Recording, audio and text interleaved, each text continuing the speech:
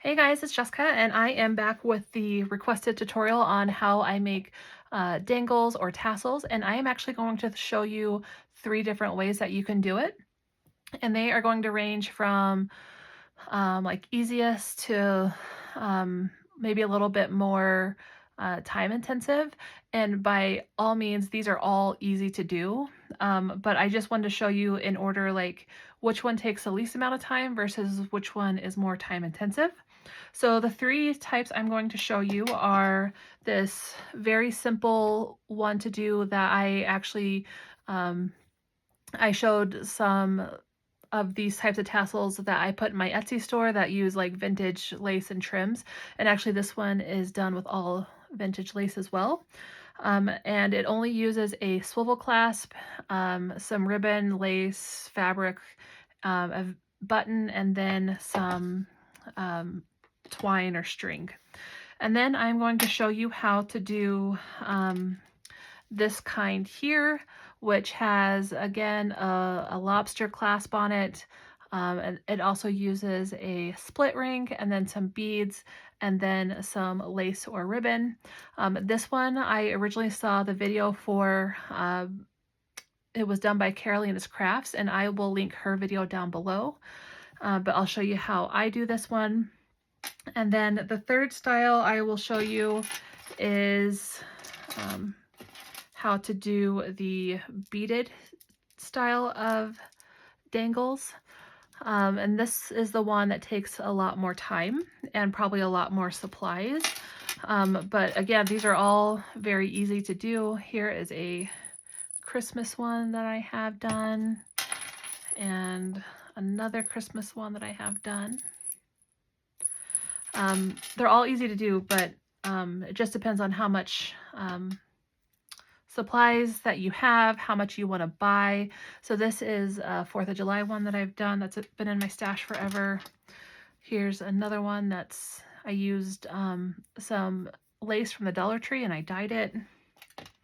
And here's another Christmas one, and I kept this tassel kind of short. So that one's not done. This one's kind of Halloweenish. This one's just all blues. And yeah, so like I like to sit down and get a bunch of these done and then just keep them in my stash. And honestly, all the ones that I just showed you, with the exception of these 2, have been done for probably over a year, and I just haven't done anything with them. So I'm going to go through like the very basics of things, just in case there's someone who's completely new, would love to learn how to do this, but really has no idea. So I'm just going to walk you through like the very basics, and then you can decide which style you want to make and what all you want to invest in. I will link as much as I can down below. There are some things that may not be available on Amazon, like obviously like vintage lace, like I don't think you can find on Amazon. You can certainly find lace on Amazon, but yeah, so these are called head pins, and we are going to use these on the beaded dangles, and I will show you how and why you use these. We are going to be using some what's called a split ring. And a split ring, let me see if I can get really close, is a ring that goes around at least twice. And it is not the same as a jump ring, but a jump ring is just a simple circle that has an opening at the top. Jump rings and split rings work in similar fashions, but split rings are more secure. So I always use my split rings at the point in which my clasp is going to be attached to. So like you'll see right here, I have my lobster clasp attached to the split ring. I don't like attaching them to jump rings because jump rings do have the ability to open up, and I just don't want my clasp to be able to open up. However, I use the jump rings to attach beads to the chain, and we'll get in that in just a minute. To make like the beaded tassels, Some really handy supplies to have are some wire clippers, or I don't even know what these, like maybe snip pliers. I don't know. I'll have the correct name and link down below. I don't know all the names of these. I know these are needle nose pliers. You use these a lot with beaded tassels. This is split ring pliers. This opens up the split ring for you, and I'll show you that in just a second. This turns our head pins into eye pins, and I'll show you that in just a minute as well. And then this is just another type of pliers. I actually use these for book corners, but yeah, so this is all supplies that are great to have, not necessary to do the first two tassels I'm going to show you. So the first tassel I'm going to show you is the one that takes the least amount of time and the least amount of supplies, and that is this one here. And all you're going to need for this one is what's called a swivel clasp. And that is this right here. And it is basically just a large lobster clasp attached to a swivel. I think this is called a D-ring. And it just kind of moves around, and it's just an easy thing to attach to your spine. So and I should clarify, the spine of a journal or a book or a mini album. So I have this junk journal here, and I don't have anything in the spine yet, but if I wanted to, then I could just clasp this through a hole that I put in my spine, and that was how I would attach my tassel. So you need a swivel clasp. You could also even do like a book ring. Anything that you have on hand will be just fine. And then you're going to need some lace or some ribbon, fabric, anything that you think would look pretty on your tassel is what you can use. This is lace, I think actually from Amazon or the Dollar Tree. They look very similar. So I like to just take a variety of lace and ribbon and try and cut it the same length. So let's see, these two are cut to a little like 12.5 inches. And this is honestly just what you like. You can have it be as long or as short as you want. There's really no like rule book here. You can just do what you want. So I'm going to take 4 different pieces of lace, and that is what I'm going to use to make my first tassel. So you're also going to need on this one some of the string or twine and a button. Let's see. You don't have to have the button. That's totally optional. That's just something I like to add. Let's go with this one. So all we're going to do is we're going to take our 4 pieces of lace here, and like I said, you can use ribbon or fabric, whatever you want. And I'm going to make sure they're all even at the top here. And then I'm going to stick them through this D-ring at the bottom. And I am just going to keep pulling until it looks like they're about even on both sides. And then what I'm going to do is I'm going to take my string here. Honestly, I cannot for the life of me remember what this stuff is called.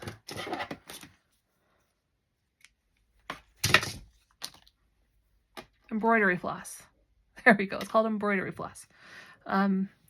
And I am just going to tie it in a knot at the top. But the first thing I'm going to do is, let me make sure I'm in camera here. I'm just going to come about 1 inch down, because I like to have like a little kind of like a bump or kind of like a poof at the top of this.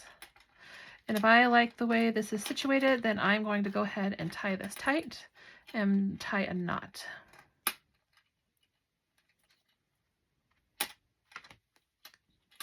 So this is what it should look like so far. So you can actually just tie this in probably like a triple knot and leave it, and then maybe trim your embroidery floss, or you can leave it hanging as part of the dangle. You could honestly even use like some lace as the thing to tie around there, and then it kind of blends in. Anything that you are feeling like would be super cute is something you can do. Now I am going to take this embroidery floss and I'm going to string my button.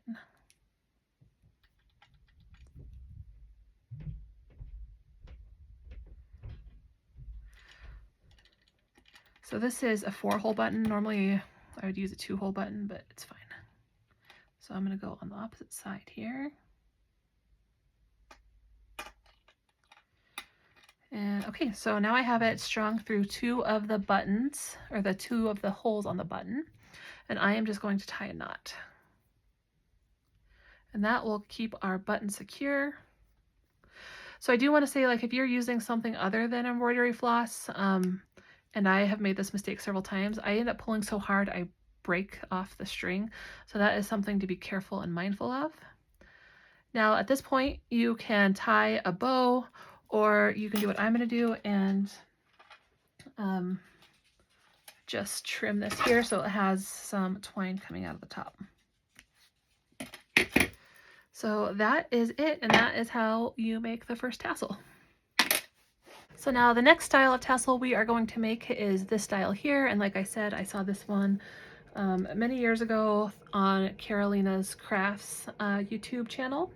So in order to do this one, you're going to need a lobster claw, a split ring, some beads. I also use bead spacers. You don't have to use bead spacers. You're going to still need your embroidery floss, and then some fabric, ribbon, twine, or lace. And we're going to use that as, so it's kind of like a beaded tassel with ribbon. So the first thing we're going to do is get out our split ring and our lobster clasp. I do know that you can find like the lobster clasp and the split rings like at Joann's, probably Hobby Lobby. Well, Joann's isn't a thing anymore. Well, it's about to not be a thing anymore, but I think Michael's, all those will have them.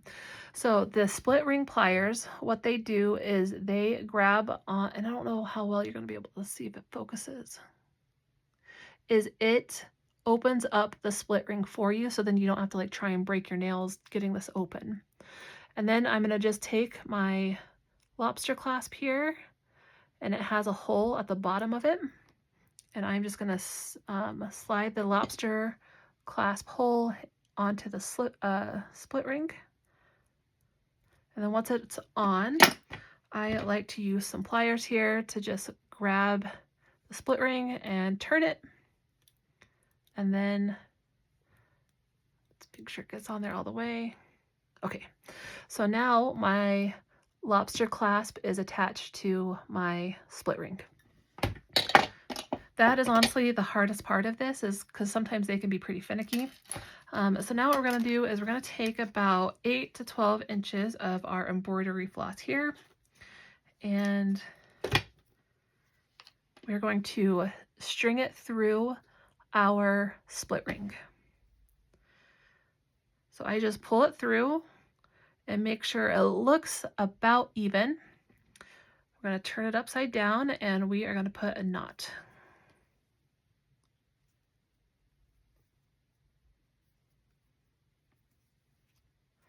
So now you just have the lobster clasp with your split ring and 2 pieces of your embroidery floss just hanging down, and it is secured with a knot at the top.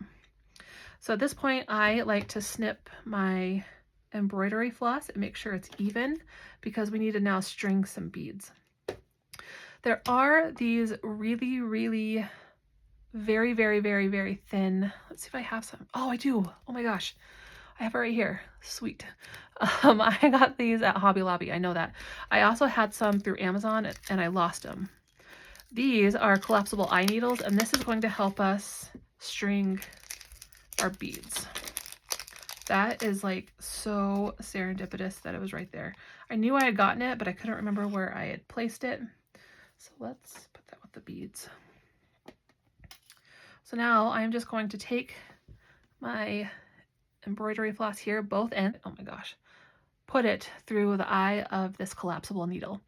You don't have to have this collapsible needle, but it will help when you're trying to string on beads, especially if they have a really, really tiny hole at the top of the bead. So let's see. I'm still going to be working within this white,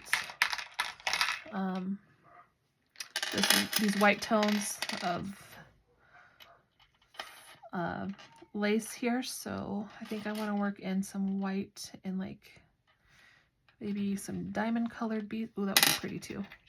Yeah, so I think I'm going to do these 3 beads, and then I'm going to do some, let me grab some spacers.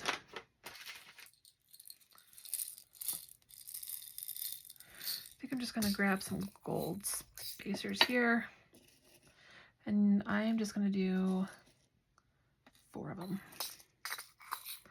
You don't have to have spacers. Like if you just want to go buy a small pack of beads and a small pack of split rings and then like some lobster clasps, like do that. Just do whatever is most economical for you. You don't have to have all these things. So the first thing I'm going to do is put on my spacer.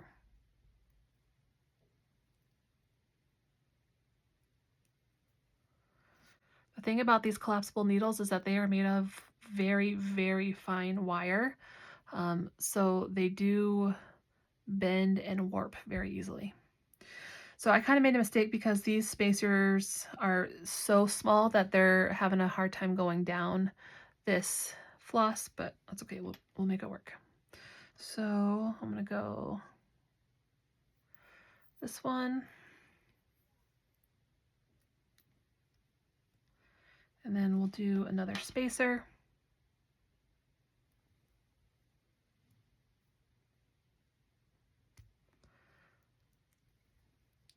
See, it's having a hard time getting over the eye of the needle with my embroidery floss being doubled. There we go.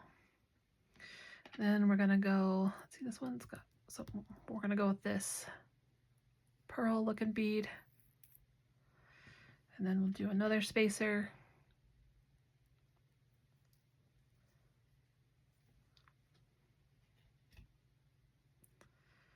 And then we'll do this one.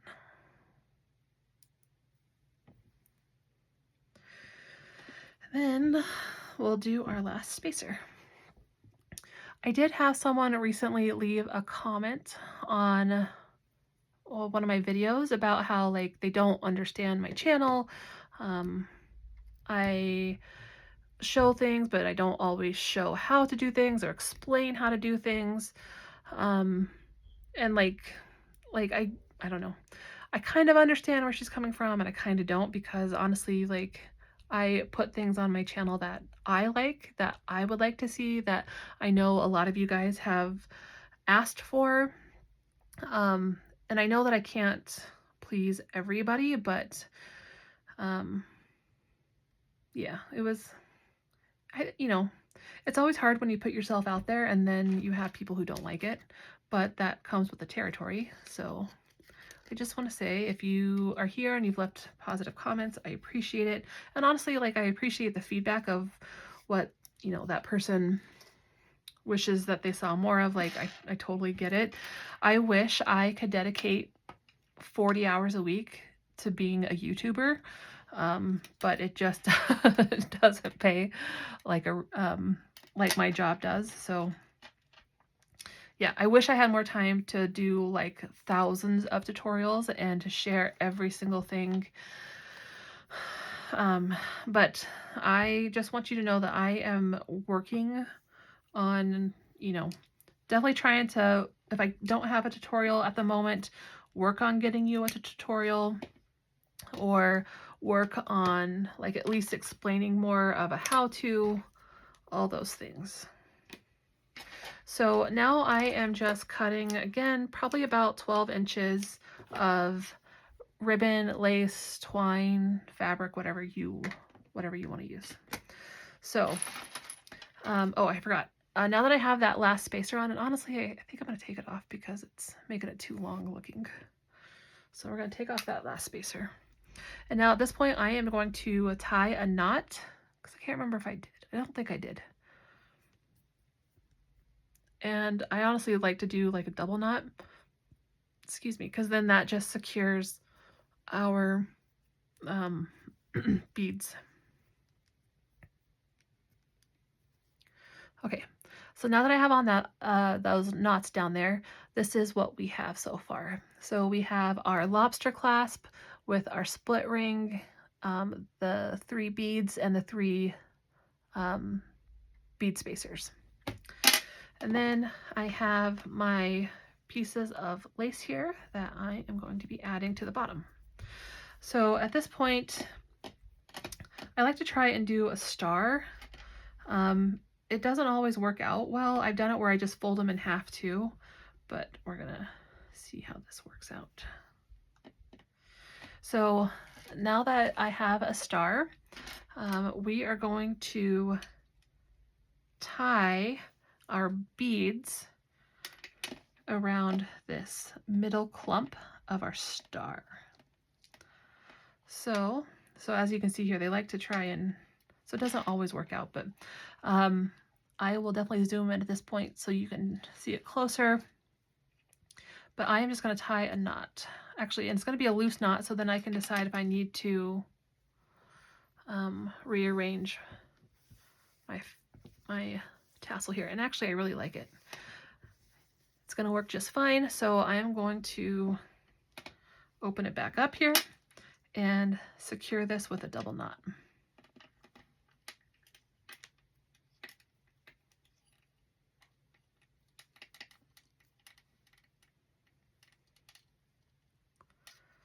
And now I'm going to trim this off. You can leave it if you like it. I don't love it, so I'm gonna. Now at this point, you'll see that it's trying to kind of like open up. This, just with time and with manipulating it, it will start to settle down. I've also done it where I take like a little spray bottle and I lightly mist my ribbon here or my lace here and just kind of work it so then it's not trying to open back up. So that is the second style. Okay, so now for the third style, we are going to be making these beaded type of tassels or dangles. These are probably more dangles. And these ones are super easy. They are just way more time intensive than the other two that I have shown. So in order to make these, you're going to need some chain. And actually, like, I also have it in silver, and I think I got this big one off of Amazon. You can find these at any local craft store. You're going to need, again, a lobster clasp and a split ring. You're also going to need jump rings. And you can see here that I'm going to be using silver jump rings with like gold chain. And that's just because I don't have gold jump rings right now. And I'm not going to go out and buy them when I have this many. If it bothers you to have mixed gold, then, you know, I would just buy the colors of gold that you like. It doesn't bother me. So I'm just going to use what I have. And then you're going to need beads, and it needs to be an assortment of beads, or it can be all the same type of bead. Like, you can really do what you want. But the first thing you're going to need to do is work on, I don't even know what they're called, but I'm going to call them bead clusters. So that is where you take an assortment of different beads or bead spacers, and you make these bead clusters. And honestly, if there's a real name, please let me know. I don't know what it is. I'm just going to call it bead clusters. So let me show you how to make those. So you're going to need either some eye pins or head pins, and all I have is head pins. And what we're going to do is we are just going to put together some beads that we think look really pretty together.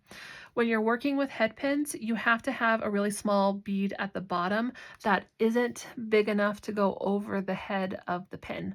And that's where a lot of people they prefer eye pins, because the eye pin has a loop down at the bottom. And so you can use bigger beads to begin with. I don't find it such a big deal because I have small bead spacers that I can just use. So let's go with pink. And then let's go with this spacer. And then let's go with this white bead. And let's call that one good. So that is where this handy tool comes in. You don't have to have this tool. I'll show you a way that you can do what I'm about to do without this tool. But this tool is extremely handy and saves a lot of time. So because now I have my cluster put together, you can see here that there's some openings, and honestly, I would try and find a video that has a much better camera quality than what I have, but I will try and show you. So we have that little bar there.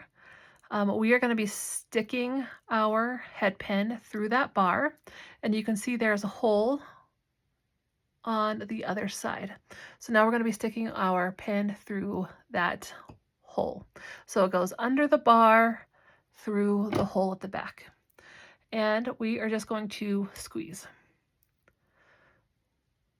So what this does is it takes off the extra piece of the head pin that we no longer need.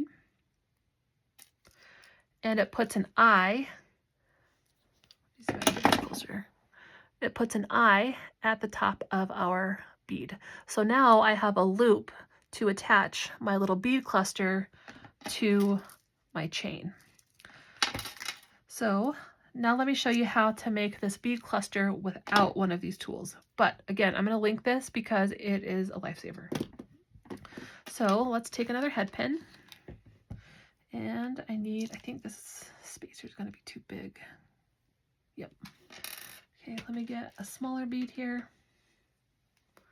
So now I'm going to put my very small bead on my head pin. So then now that acts as a stopper for my other beads. And let's go with this diamond looking one. And let's go with a spacer.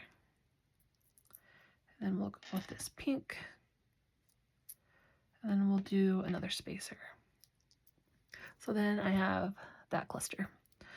So in order to make a loop or like turn this kind of into a head pin at the top here without the fancy tool, you're going to need your like wire snips, and we are just going to cut until there's maybe, I don't know, maybe 1/4 to 1/8 of an inch of wire left. And that was probably too much, but we'll see how it goes. And then you are going to take your needle nose pliers and you are going to bend this head pin around the barrel of the needle nose pliers. So what this does is it starts making basically looks like an anchor or like a hook. Because I cut too much off, that's okay, we can still fix it. So let me pull this up. And I'm just gonna put the hook in between my needle nose plier barrels and squeeze. Okay, so now you can see, I don't know if you can see it very well, but I did turn it into a full loop. So now it's closed and my beads will stay on. Okay, so that is how you make the clusters. And now I'm going to show you how to add it to the chain. I'm not going to show you how to make this all the way because if I did, we'd be here for a really long time. But let me show you how I start the chain and then I'll show you how to add 2 of these clusters on here. So I just kind of eyeball it, and I use my snips here. And like, I think I said it before, but I don't like my dangles being crazy long. That's not my style. If it's your style, then make yours much longer than what I have here. Let's see, I just snipped mine to about 2.5 inches. So then we are going to take our split ring and our lobster clasp here. And then I'm going to use my split ring pliers. You don't have to have these. You can use your nails. It is hard, I will say that. Especially if you have nails like mine that are much longer and like kind of, I don't know. If you have really long nails, I don't know if that would be helpful or if it would hinder you, but. So I'm just going to take my split ring pliers here, and I am going to start adding on my lobster clasp. So I have it hooked onto the split ring, and now I'm going to move the lobster clasp down a little bit, but I still am leaving it open so I can add my chain. Where did I go? Oh, there it is.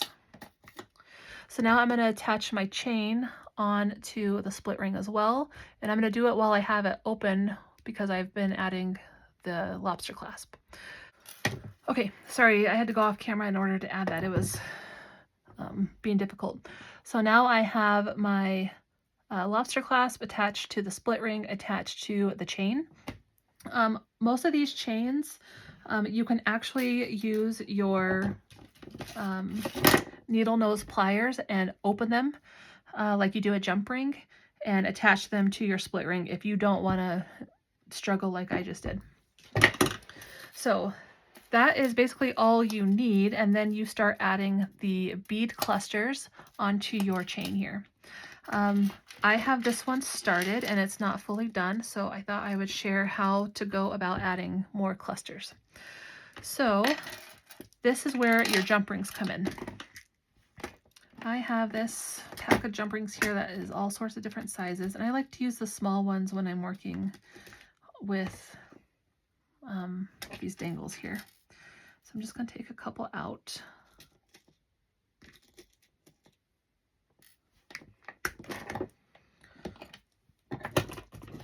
So this is where you're going to use your needle nose pliers.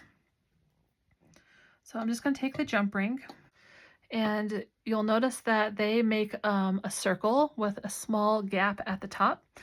So when you're working with split rings, what you want to do is put, and you don't have to have 2 needle nose pliers. You can use this and these flat nose pliers too.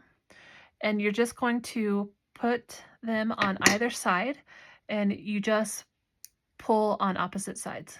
So you pull your hands to go opposite. Oh, and I lost it. And that is how you open up a jump ring.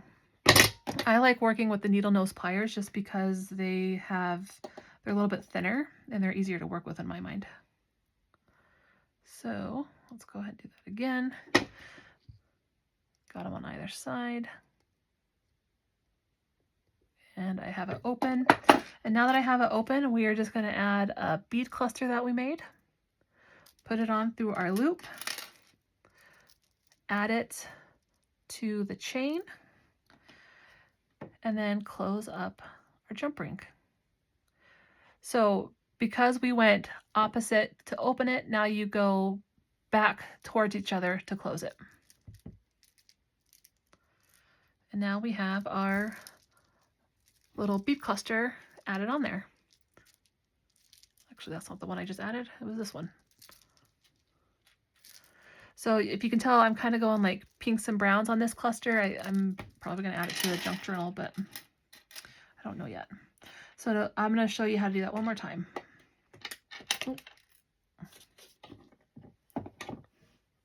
So we're going to take our jump ring,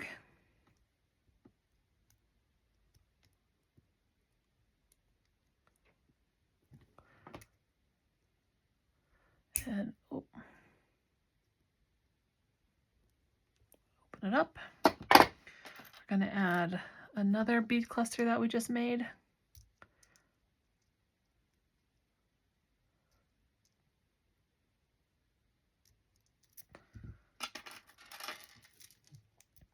and then add it to, let's see if I have a spot.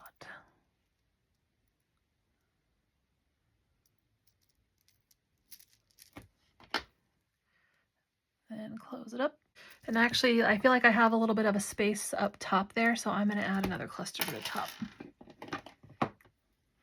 And that's what is, I love doing these. And honestly, like if I am feeling uninspired, like with paper crafts or just feeling lazy, but I like still want to create, I'll like work on bead clusters and just have a whole bunch built up. And then it makes it easier and faster to put together stuff like this. So because I have an opening at the top, I'm going to go up here to the top of my chain. And then close it up. And there we go. That is how you do the bead cluster. So hopefully this is helpful where you now know how to make 3 different types of tassels or dangles. And honestly, it, you know, however much you want to invest in doing these, hopefully this gives you plenty of options from cheaper to maybe a little bit more money and time intensive. Again, I will link to as many things as I can find down below. You can also always find things, and I've seen like jewelry making kits at Walmart and any other, like obviously Michael's and Hobby Lobby. So I hope this helps. And if you guys have any other questions, please let me know. And thank you so much.